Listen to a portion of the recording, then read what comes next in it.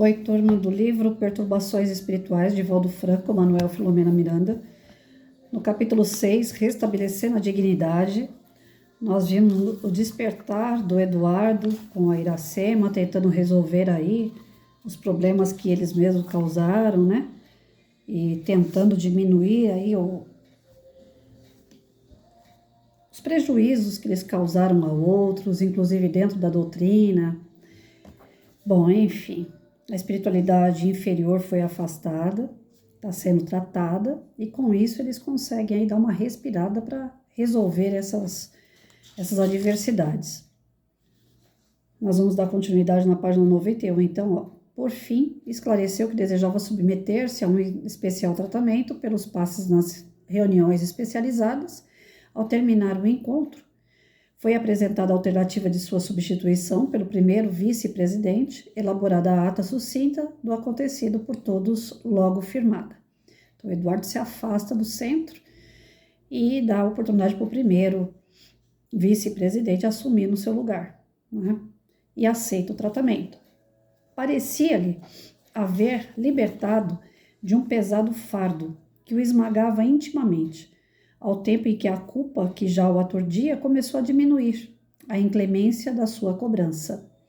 No dia seguinte, domingo, reuniu a família à tarde para um lanche com a presença dos filhos e da esposa, expondo as dificuldades pessoais que vinha enfrentando, desde algum tempo, e que necessitava da ajuda, da compreensão de todos, particularmente da esposa digna e fiel, que soubera manter-se em clima de nobreza, mesmo percebendo as irregularidades graves do seu comportamento.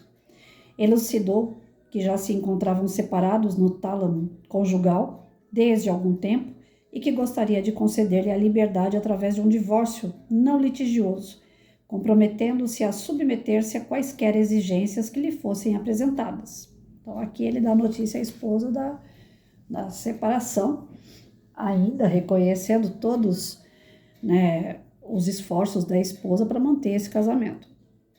O impacto foi forte e os filhos umedeceram os olhos com lágrimas, porque, embora sentissem as dificuldades dos pais, ignoravam a gravidade do relacionamento. A senhora Etelvina, após a exposição do marido, também emocionada, aqueceu, sem qualquer exigência, com a separação legal do vínculo que se rompera moralmente, lamentando a ocorrência que muito a entristecia. A filha mais velha já casada, que lhes dera 2 lindos netinhos, em um impulso nobre indagou: será que o divórcio é o melhor caminho para a harmonia do casal? Não haveria alternativa, um período de experiência em tentativa de recomeço? Esse foi o momento mais doloroso, porque o genitor, emocionado e com a voz trêmula, confessou: não vejo como recomeçar. Tenho sido infiel ao meu lar. Embora militando no espiritismo, a minha conduta não condiz com os sublimes ensinamentos do Evangelho. Venho despertando para a realidade que me estava nublada por perturbações interiores e espirituais, e recentemente cheguei à conclusão da necessidade de mudar de conduta, redimindo-me ainda em tempo dos compromissos incorretos a que me tenho submetido. Espero perdão de todos, ao que agora irei expor. Irei ser pai. A voz embargada, quase inaudível, e não poderei abandonar a jovem a quem iludi e a criança que tem necessidade de nascer. Ante o silêncio natural que se fez entre lágrimas dos presentes, prosseguiu: ao ser informado pela mulher a quem me afeiçoei e que tem a idade da minha filha querida, cheguei ao dislate de exigir-lhe que abortasse a criança. Deveria estar louco, possesso ou com ambos transtornos. Enquanto na tribuna espírita ensino que o abortamento é um crime hediondo, não suporto mais tantos conflitos e estou procurando a redenção enquanto é tempo. Nenhum caminho existe para a reabilitação, exceto a verdade, com todas as dores que advenham e decepções que provoca inicialmente. Sou Lázaro moral, em busca da saúde, correndo atrás de Jesus, na pessoa dos meus filhos e da minha sofrida esposa. Jesus teve misericórdia de todos, e, por certo, tê-la-á para comigo também. Se os meus filhos e Etelvina forem capazes de me compreender, perdoar e, mesmo que lhe pareça difícil o perdão, pelo menos desculpar-me pelas ações pérfidas que venho praticando. Não pôde continuar porque as lágrimas o embargaram. Era sincero o arrependimento. Embora amparado pelo irmão Elvídio e com a nossa presença transmitindo-lhe coragem e valor moral, tratava-se de um momento muito grave e significativo. Dona Etelvina foi a primeira a responder-lhe com muita emoção. Desde que falhamos no relacionamento conjugal, mantenhamos a fraternidade, a amizade em homenagem aos dias bons que vivemos e em retribuição aos filhos que Deus nos concedeu para encaminhar-lhe. Aceito a proposta do divórcio, sem pressa nem exigência. Ato contínuo, os filhos abraçaram-no, compreensivos e doloridos. Anoitecia, não havendo mais nada a discutir, uma vez que os detalhes do divórcio e da reorganização da família já haviam sido solucionados. Considerando que os filhos residiam nos seus próprios lares, o companheiro arrependido propôs: poderemos orar em agradecimento a Deus em favor da nossa união permanente e por ter me dado forças para ser honesto com a minha amada e desrespeitada família. Como todos anuíssem, ele orou com unção, enquanto nós outros, os espíritos presentes, aplicamos passe em todos e participamos da ação de graças dessa tarde inesquecível. A psicosfera ambiental modificava-se ante a transformação pessoal do chefe do lar, facultando a visita de espíritos amigos e familiares que se encontravam com dificuldade em dar assistência ao casal, desde que os inimigos do bem haviam se apossado das reservas morais do paciente. Embora ficasse muito sofrida, a senhora Etelvina sentia-se aliviada do imenso padecer interior, mantido em silêncio. Propunha-se a continuar amiga do marido infeliz, de modo que o pudesse auxiliar no que se fez necessário. O seu amor era maior do que os limites da comunhão carnal. Espírita e frequentadora da associação que ele lhe dirigia, já não suportava acompanhar-lhe a maneira como se comportava em relação a outras senhoras e jovens que buscava seduzir. Transcorreram alguns dias e, uma semana após o encontro conosco no plano espiritual, o nosso amigo procurou a jovem Iracema, que se encontrava em profundo abatimento como resultado das reminiscências que lhe ficaram da reunião de esclarecimento em que participara, e por saber que o amante não desejava aceitar o filhinho em formação no seu ventre. Evitara, porém, um encontro pessoal porque não sentia as forças morais suficientes para um enfrentamento conforme ocorrera antes. Magoada e aturdida, mas assistida pelo nosso amigo Germano, que a sinusite vai atacar, a fim de evitar que tombasse nas malhas das entidades frívolas e perversas que pululam em toda parte, aguardava encontrar a facilidade de sintonia. Terminada a reunião doutrinária em que ambos se encontravam presentes, ele se lhe acercou a convidar a uma conversação demorada. Sem relutância, a jovem aceitou a invitação e foram à sua residência, pois que vivia a sós, responsável pela própria manutenção através do trabalho dignificante a que se entregava. Ela notou a mudança de tratamento que lhe era oferecido pelo companheiro e ficou surpresa, mesmo antes de ouvir. Quando chegaram ao modesto apartamento, que já era familiar ao visitante, depois dos temas banais, coube ao arrependido cavalheiro explicar-lhe. Estava aurindo energias para esse momento que assinalara o início de novos rumos em nossa existência. Desde um sonho em que me vi envolvido por entidades das sombras e libertado pelos benfeitores espirituais, que algo me aconteceu em profundidade. Aqui estou para reafirmar-lhe o meu amor e dedicação, inclusive assumindo a responsabilidade pelo nosso futuro filhinho, que em breve teremos em nossos braços.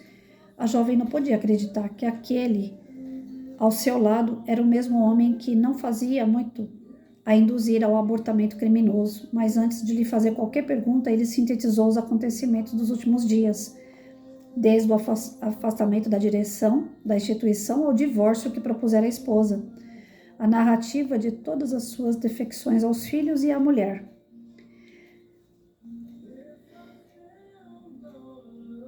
Minudenciou as emoções que agora o dominavam. e o sincero desejo de construir com ela, se o quisesse, um novo lar em bases de dignidade e afeição pura. Muito comovida, a moça sentiu-se envolvida pelas vibrações da esperança e da alegria incontida.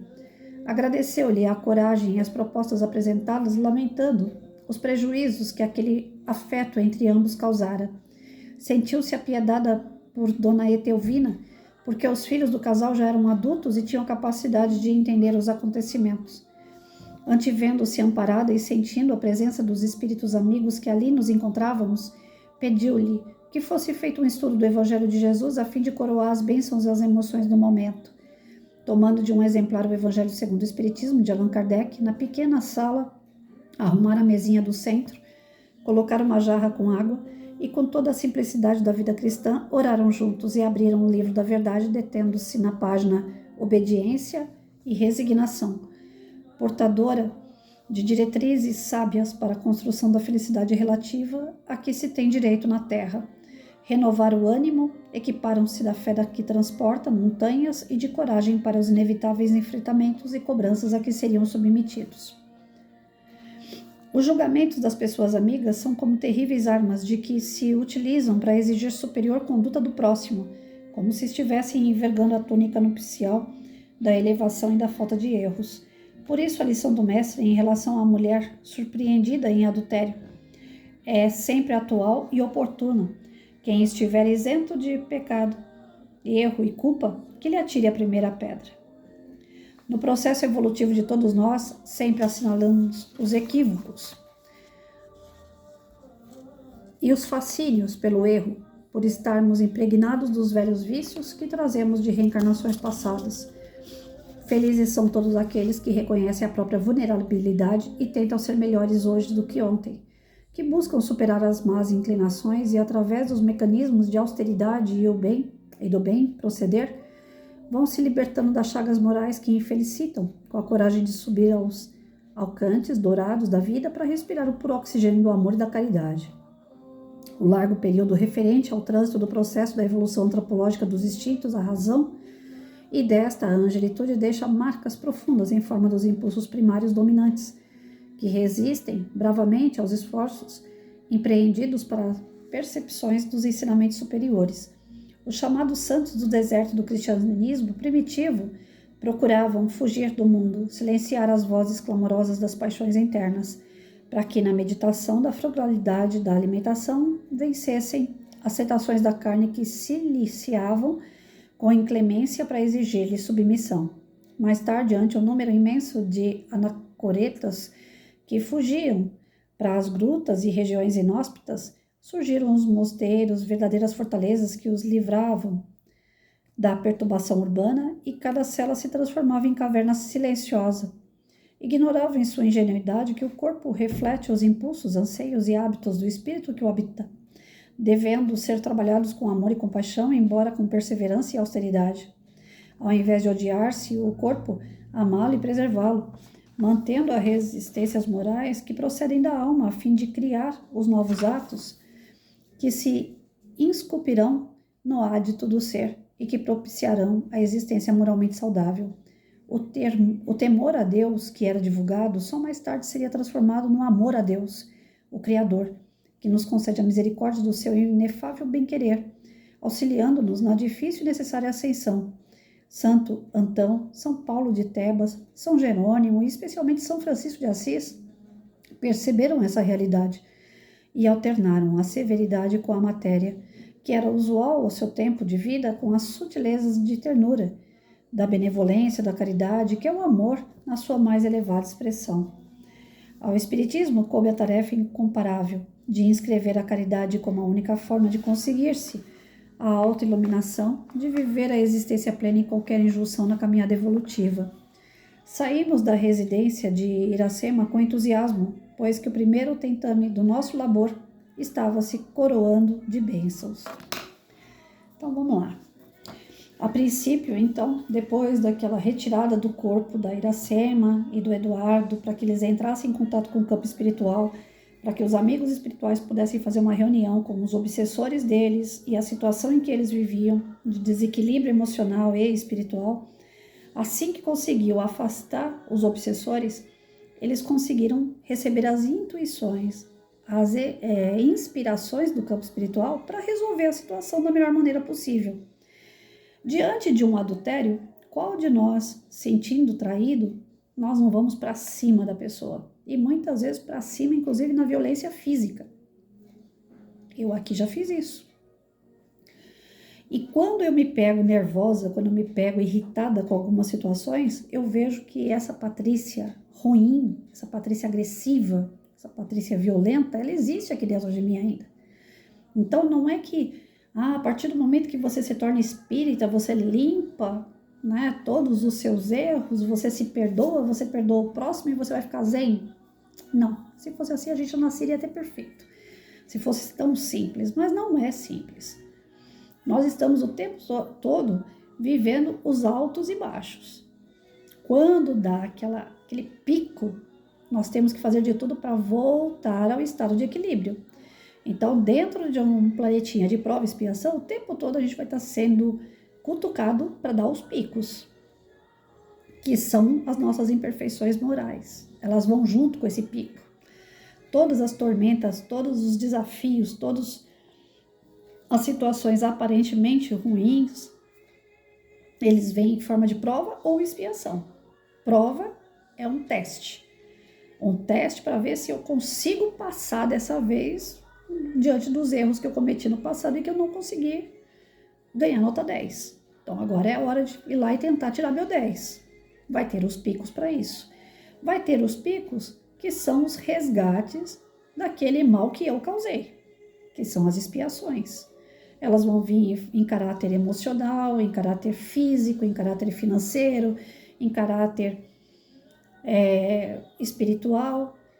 E quando vem essas expiações, geralmente a gente tende a se tornar pessoas vitimistas. É o outro que está causando isso em mim. É porque Deus não gosta de mim. É porque será que a divindade não me enxerga? Eu sou a última bolachinha do pacote toda quebrada e arrebentada, ninguém quer. Então, provas e expiações vão fazer parte enquanto a gente ainda tiver uma moral para ser aperfeiçoada. Eu estava assistindo Os Mensageiros, apesar de já ter lido a obra do Chico Xavier, eu tenho pouca memória, né? E assistindo Os Mensageiros, logo no início do filme, fala assim, o Aniceto é um espírito superior. Ele não tem necessidade de reencarnar.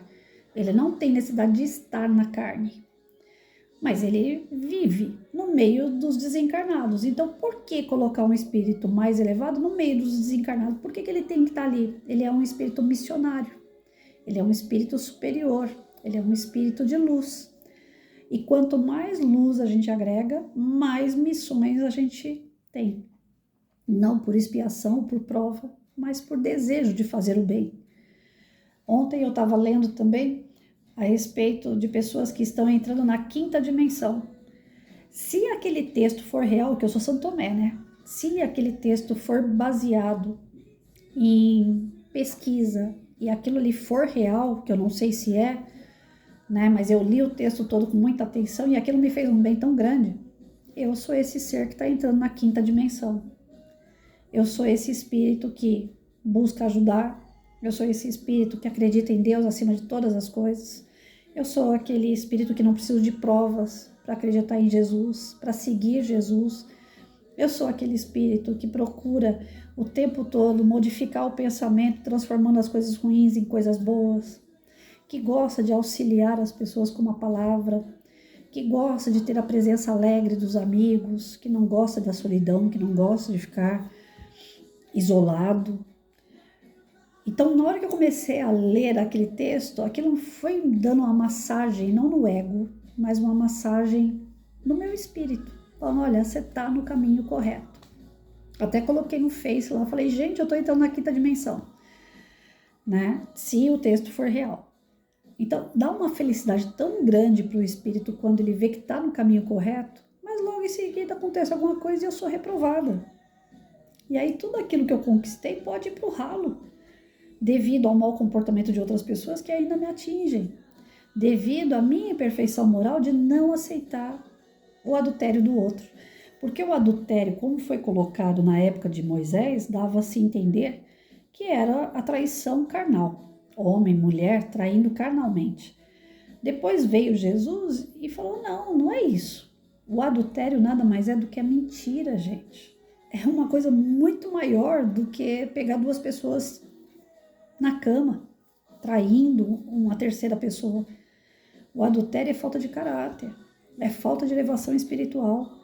A pessoa mente por tudo e ela se faz de coitada. Então, qual de nós não fizemos esse papel ainda? Todos nós fizemos. Quem nunca fez uma mentirinha? Não importa o tamanho da mentira. Qualquer mentira é mentira, não importa o tamanho dela. E mentir é um adultério, é uma traição.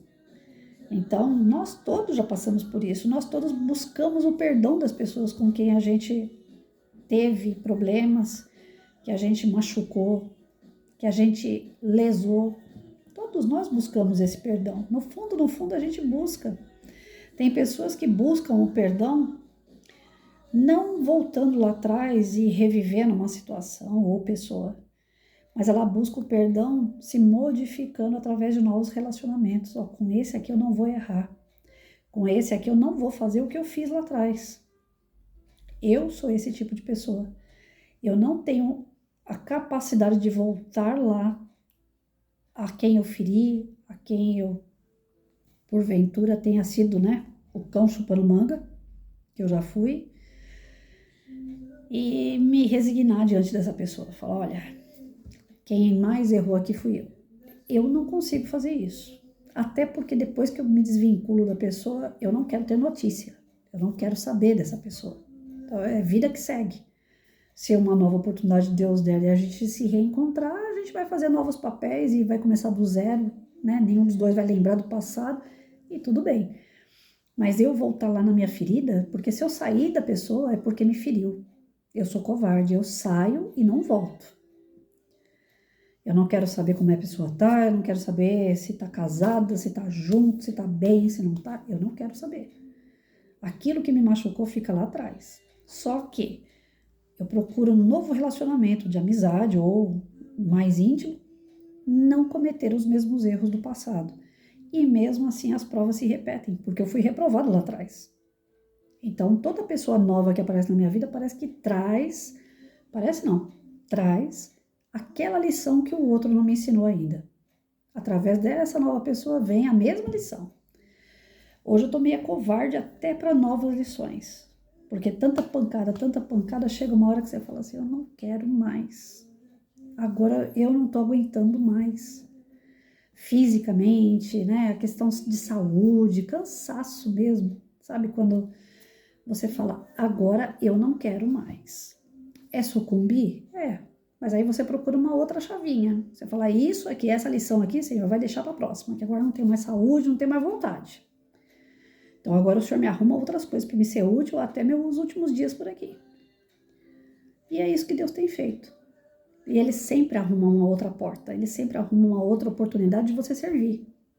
Quando Ele vê que você está fracassando, Ele não quer ver teu fracasso. Então no caso do Eduardo aqui, Ele abriu uma nova porta. Uma nova oportunidade e tanto, já que no casamento dele ele estava traindo, ele estava indo cada vez mais ladeira abaixo, apareceu essa moça, para vocês verem, quando tem que ser, Ele deve ter saído com um monte de mulher no centro espírita, nenhuma engravidou.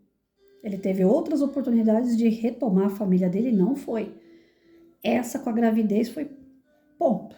Agora é a hora, rapaz, agora você vai entrar na linha. E se você não entrar na linha, é ladeira abaixo mesmo.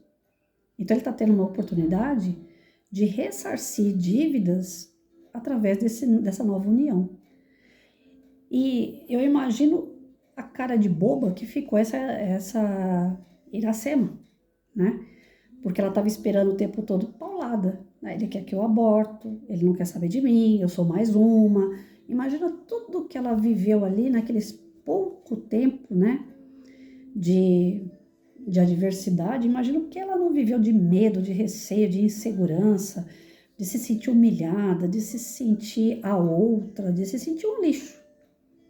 Fruto amargo do plantio dela. porque ela não saiu com um homem casado? Ela queria se sentir como diante do adultério que ela também colaborou para acontecer.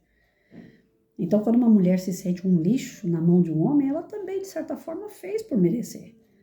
Seja nessa ou na outra vida, não acontece acaso. Então, está mostrando para a gente que todo e qualquer sofrimento, toda e qualquer perda é devido às nossas más inclinações.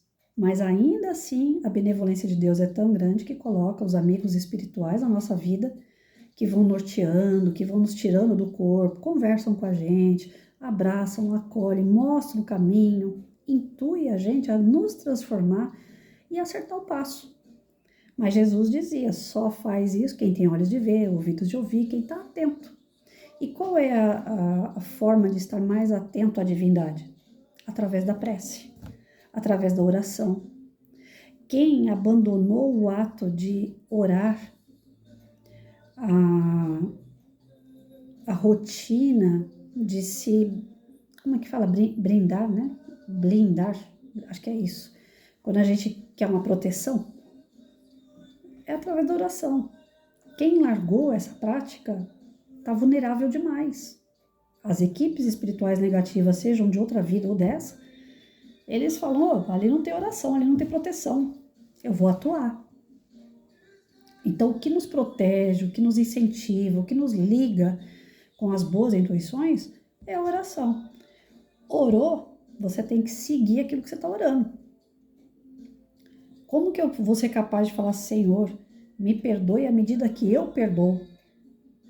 Então eu vou ser perdoado nunca, porque eu também não perdoo ninguém. Na hora que a gente vai fazer um Pai Nosso, por exemplo, tem muita coisa que a gente fala no Pai Nosso que nós não somos capazes de fazer. Dá até vergonha de falar. Então não vou falar mais o Pai Nosso, porque eu tenho vergonha. Não, é um exercício. Você precisa falar. Até aquilo internalizar em você. Até você entender que aquilo ali é para ser praticado. Não é para ser decorado, não é para falar da boca para fora. Então, nós estamos aqui justamente para de pouquinho em pouquinho aprender. E se a gente não aprende pelo amor, Eduardo tinha uma família, estava tudo certo na vida dele, era dirigente de uma casa espírita, estava tudo redondinho. Mas ele não aprendeu pelo amor. Ele precisou perder tudo para poder dar valor. Para poder agora, de fato, ele abraçar as responsabilidades ao qual ele está sendo chamado. E por Deus, que ele tem em volta dele uma família que o ama, que o respeita, que aceita o adultério, porque tem Deus no coração. Se fosse outros que não tivesse Deus no coração, ia sair até morte aqui no meio. E é o que a gente vê nos noticiários no dia a dia. Pessoas que se matam por conta de adultério. Pessoas que se matam por conta de uma mentira, um golpe. Quando a gente está sendo lesado por alguém, a gente perde a noção. A gente volta a ser que nem os ancestrais, os primitivos lá. A gente volta a agir por instinto. Mas é meu instinto de proteção, é meu instinto de sobrevivência, é a lei do mais forte. Esse instinto tem que ser extirpado no nosso coração. Tem que acabar no nosso espírito, porque enquanto a gente tiver esse instinto animalesco ainda, olho por olho, dente por dente, se fizer eu também faço, e se me fizer maldade eu também vou fazer, e se me trair eu também vou trair, vira uma bola de neve e a gente não consegue sair desses erros, comprometendo cada vez mais a nossa situação de espírito, que o espírito é eterno. Cada vez mais a gente vai ter que voltar encarnando e pegando situações semelhantes até resolver isso dentro de nós. Nós não estamos convivendo com pessoas para resolver o problema dos outros. Isso é caridade. E fora da caridade não há salvação. De fato, nós precisamos ajudar pessoas.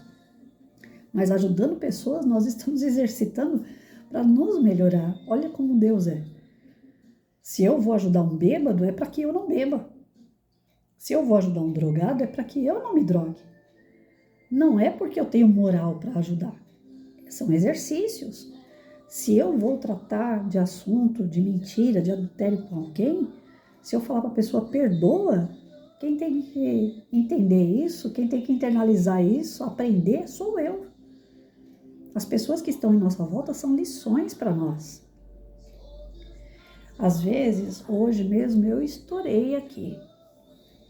Eu tenho muitas pessoas em Face, eu tenho muitas pessoas no WhatsApp, Eu fico feliz de quando falam para mim, Patrícia, sua mensagem hoje me fez bem. Patrícia, o seu bom dia, a sua alegria me contamina. Patrícia, eu gosto de conversar com você. Patrícia, pô, eu acho muito da hora tudo isso. E agradeço muito a Deus, porque eu estou sendo útil. Mas quer ver eu ficar mordida? É ficar sempre ouvindo aquela mesma desculpa. Ai, eu não te dou nem um bom dia porque eu não tenho tempo, porque eu vivo correndo. Poxa, a pessoa tem tempo para tudo, mas ela não tem tempo para dar um bom dia. Copia, cola e manda. Se ela vai te procurar, depois de alguns meses, ela vai te procurar para pegar o telefone de um serralheiro, de um padeiro. Ela quer alguma coisa de você. Ai, desculpa não falar com você há tanto tempo e tal, mas é que é uma correria minha vida. Mas você tem o telefone de um padeiro? Olha, quer ver eu ficar mordida? É isso. Às vezes você dá atenção para a pessoa por horas e horas, por dias. Você está dando assistência, você está dando toda a atenção para a pessoa poder acordar. A pessoa vira e fala para você, eu sou assim, nasci assim, cresci assim, vou morrer assim. Pô, então para que você estava me ouvindo? Para que você deixou eu acreditar que eu estava na tentativa de te ajudar e eu estava te ajudando? Se você não está a fim de mudar coisa nenhuma. Tá escrito besta aqui? Então eu ainda tenho esse lado animalesco, esse lado primitivo, que às vezes ele fala mais alto. Aí eu estouro. Então, por isso que eu falo para vocês, eu não sou para ser seguida. Eu não posso ser seguida, porque os altos e baixos que eu vivo, só Deus sabe. A traição, homem, mulher, eu não aceito de maneira nenhuma. Eu tô longe ainda dessa história aqui, de falar assim, não, tudo bem. Se uma pessoa chegasse em mim e falasse assim, olha, eu te traí por 20 anos que nós estamos juntos. Eu sempre te traí. E agora eu vou ser pai de uma outra mulher. Eu engravidei uma outra mulher e vou ser pai. Eu não ia voar para cima da pessoa. Mas eu ia falar, pega as suas tralhas e some daqui, eu não quero mais ver você. Como já aconteceu coisa semelhante. E eu não quero mais saber dessas pessoas. Tô certa? Não. Certo seria assim. Olha, nós te perdoamos, você erra, nós erramos, tal, e tá tudo certo, né? Você continua fazendo parte do círculo de convivência, só que agora você vai ter lá a sua família e nós vamos seguir a nossa vida aqui. Mas a gente não precisa perder contato. Ah, não, comigo não. Comigo eu ia querer perder contato. Então eu sou muito infantil, eu sou muito imatura nisso aí. Eu não tenho maturidade para segurar uma bucha dessa. Aí vocês vão falar assim, mas quem é você para ser assim? Você não está sujeito a trair alguém? Dessa forma, não. Eu não vou trair uma pessoa dessa forma, porque se eu não estiver contente com quem eu estiver, com o par que eu tiver, eu vou falar para ele, olha, foi bom enquanto durou, mas eu não vou te trair. Então você segue seu caminho, eu sigo o meu. Eu acho que o caminho mais bonito seria esse, mais justo com os dois. Mas eu não sou feita para ser seguida, eu não sou feita para ser exemplo. Perdão de dor, perdoar alguém que te causa dor, não é mole. Aí se você se olha no espelho, você fala, mas e quantas dores você já fez nos outros? Quantas dores você já causou nos outros? E as pessoas te perdoaram. Então você tem que acordar também e perdoar. Isso acontece comigo direto. Direto. E eu tenho a doses assim pequenininhas aprendido a perdoar. Mas o perdoar que eu tô aprendendo ainda é aquele perdoado tipo assim, eu perdoo, deixa pra lá. Não é aquele perdoar e conviver. Eu li uma vez, né, uma frasezinha de escola, acho que estava na 5ª série, 6ª série. A confiança não é que nem unha. Você corta ela e ela vai nascer de novo e rápida. Não vai ser assim. Então, eu levei isso pro resto da vida. Falei, quando me ferirem, eu não vou conseguir dar oportunidade para ferir de novo. Porque a sensação que eu tenho é que se eu der oportunidade, vai me ferir outra vez. E eu sou covarde. Então, nessas reuniões familiares, onde tudo acaba bem, onde as pessoas se respeitam, as pessoas mantêm contato, eu dou o braço a torcer. É uma elevação espiritual e tanto. Porque geralmente, ou não quer se ver, eu tô no mediano, né? Ou não quer se ver, aparta, cada qual vai pro seu lado, ou então volta pro primitivismo. A violência, a agressão física, a agressão verbal, e até mesmo, Deus livre guarde aí, uma morte, por conta de um adultério, por conta de uma mentira, uma traição. Então aqui eles estão, a espiritualidade está trabalhando para que cada qual possa voltar a ter a sua própria vida e continuar encarnado, aprendendo, evoluindo. Por isso que fala o nome do texto, né? Restabelecendo a dignidade. O Eduardo perdeu a dignidade dele total, com família, no centro, com a nova companheira. E agora não, agora ele está tentando consertar tudo isso. E a sorte grande dele aqui é que a família é uma família que tem uma evolução espiritual boa, está dando apoio para a nova decisão dele. A doutrina espírita tem quem fique no lugar dele, no centro, entendem que ele errou, vão ajudar ele a restabelecer o equilíbrio espiritual e emocional. Ele está sendo amparado de tudo que é jeito. E a moça a qual ele insultou, ele deu a incerteza do seu apoio, foi ignorante com ela, querendo que ela abortasse, a moça gosta dele. Então o Eduardo aqui tá fácil dele restabelecer a dignidade pelo apoio que tem tudo em volta dele. Mas às vezes a pessoa não tem essa sorte toda. Eu digo sorte, mas não é nada de sorte, né? A gente sabe que ele deve ter o merecimento dele para chegar a esse ponto. Que ele não é só defeito, ele tem lá as qualidades dele. Então, por isso, tanto amparo. Mas quando a pessoa não tem tanto amparo, significa que ela tem que pastar um pouquinho mais para aprender. Já que não vai pelo amor, vai pela dor. Volto a repetir. Então, o Eduardo está tendo uma nova oportunidade de se restabelecer, de se tornar uma pessoa melhor mediante a tantos erros que ele cometeu. Por isso que falam tanto assim, a gente não tem livre-arbítrio. Tudo é Deus que determina. Não, Deus dá o livre-arbítrio. Olha quanta coisa errada ele fez. Mas só que ele fez coisa certa também. E foi pelo seu merecimento de ter feito coisa certa que ele recebeu o amparo. Quando acontece algo contra a vontade dele, não é porque Deus não respeita o livre-arbítrio. É porque se continuasse, ia ser pior. Então Deus dá uma barrada, é que nem pai e mãe. Você vai deixar o teu filho ir até a tomada 1, 2 vezes, você vai falar, não pode, não coloca o dedo. A criança insiste em colocar o dedo, você fala, tá bom, coloca o dedo, agora você vai tomar um choque, eu tô aqui para te amparar, eu vou limpar a sua lágrima. Então, nós somos protegidos, nós temos amparo, mas muitas vezes a gente não quer ouvir. Aí tem que acontecer algo aparentemente pior para a gente retomar o trilho certo, o caminho correto. Quantas vezes isso já não me ocorreu? Quantas vezes eu já não vi isso acontecer comigo? Fazendo escolha errada, dava errado. Não é por aí. Para com isso e vai para o outro lado. E aí você tem que recomeçar do zero. Quantas vezes eu não converso aí com pessoas que terminaram seus casamentos por N fatores, mas grande parte deles traição. A pessoa vem amargurada, vem ferida, vem trazendo de outras vidas ou dessa vida todo aquele azedume. E aí eu como amiga, eu tento tirar um pouco desse azedume, né, das pessoas. Mas no fundo, eu vejo que ali daquele azedo tem um pouco do azedo que está dentro de mim. Hoje eu analiso as coisas dessa forma. Toda pessoa que aparece na minha frente, que eu tento ajudar, no fundo, é algo que lá dentro dela eu tenho. E que eu preciso consertar em mim. Então eu reforço a lição com a pessoa, mas quem está ouvindo primeiro, quem está atento àquela lição, sou eu. Se a pessoa não mudar, eu estou mudando. Então, restabelecer a dignidade quando tem apoio é mais rápido e mais fácil. Apesar daqui não estar mostrando ser tão fácil assim, mesmo com todo o apoio que ele está recebendo, é muito enfrentamento que vem pela frente.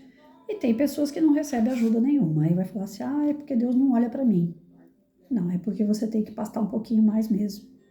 Afinal de contas, nós estamos num planetinha de prova e expiação. Algumas coisas vão vir em provas, que não vem com dor, é apenas para você ver se você aprendeu a lição.